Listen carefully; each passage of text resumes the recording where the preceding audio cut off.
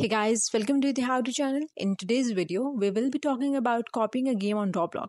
Firstly, you have to open any web browser on your computer or mobile device and simply go to the roblox.com.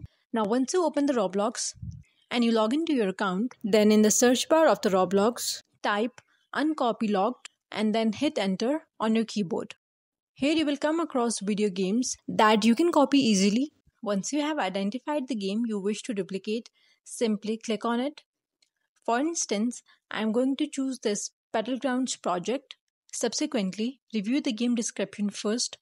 Assuming everything appears satisfactory, proceed by clicking on the three dots in the right hand side of the screen. When you click on those three dots, simply select Editing Studio option. Now Roblox will ask you to download the studio. If you do not have one, and if you already have the Roblox studio installed, you can proceed to download it from this location and follow the installation instructions. Following the installations, you can modify the game within your Roblox studio, allowing you to enjoy playing the game as if it were your own creation. By following this simple method, you will be able to copy a game on Roblox. That's all for today's video. Thanks for watching, and please do not forget to subscribe to the How To channel.